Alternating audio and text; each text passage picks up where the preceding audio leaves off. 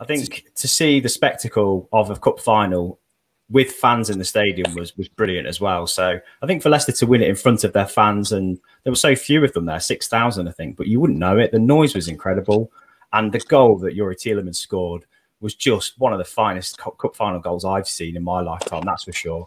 It was absolutely fantastic. So I think all of that factored in, as well as the fact that Leicester have got this story, haven't they? This backstory of rags to riches, coming back up from League One, just escaping relegation from the Premier League, winning the Premier League, and obviously the heartbreaking story of their owners. And I think the owners being present in the stands was another sort of extra layer to this story, and just made the Leicester victory so much more. I don't know, it was a special occasion. I think every fan felt it when Schmeichel was doing his post-match interview. There was a lot of emotion there, and you could just sort of feel that it meant a lot to the club. And they were talking about Chelsea as being the favourites, but do you know what? Looking at the league table, I would argue that Leicester were kind of more of a favourite than Chelsea, or at least on a par with each other. But the fact that they were winning their first FA Cup made it more of an underdog story for them. So many layers to it. They made it such a real event for the club, for the city, and for neutrals as well. It was an FA Cup final I think we needed as fans, and a real spectacle for those in the stadium, those lucky few that got to see sort of history being made as well. Myles, I'll go to you next, because from a Chelsea perspective, they were favourites. They're Champions League finalists. They're one of the most informed teams in Europe, but suddenly they're stuttering a little bit, aren't they? And the game was going their way for most of the first half. They looked strong. What happened to them? How did they come undone? Chelsea are in good form on paper in terms of the results they get into, because obviously looked at how to set them up defensively really well, and that's kind of paid off for them a lot.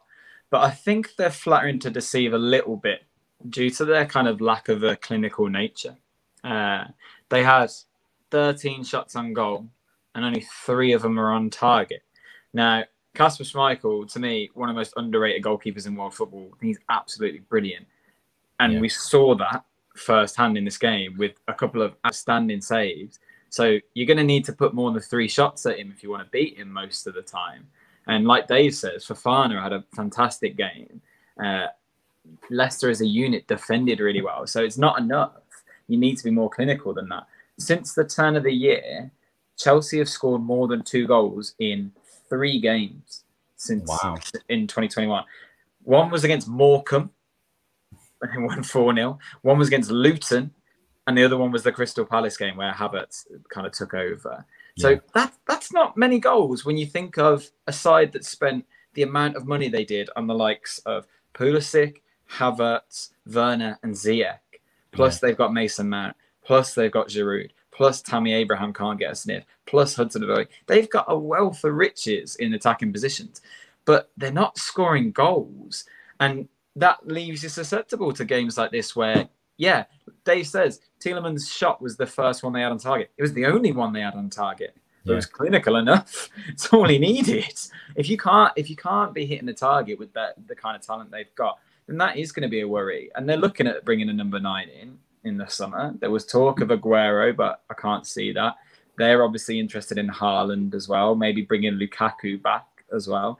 But the amount of money that will take with the form he's been in and the way that Inter are moving, I can't see that.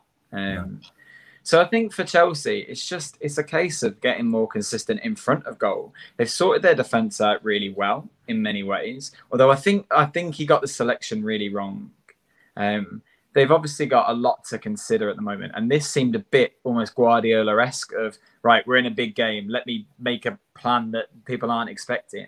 I know he likes Marcus Alonso, but a lot of Leicester's game was always going to be that counter-attack, running in behind. Now, if you've got Thiago Silva and Azpilicueta as 2 of your back 5, you need your fullbacks to be able to have that recovery pace.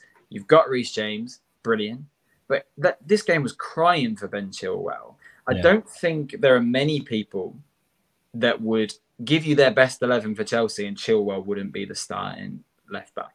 People are trying to decide whether he's worthy of a starting place for England at the moment. He's definitely Chelsea's best left back. He offers a lot going forward, but has that recovery pace when coming back that they probably could have used as well. And like you say, narrative central. he's going to be well up for that final against his old club. And he was. When he came on, you saw the impact he had, and the goal that he scored, disallowed by the finest of margins.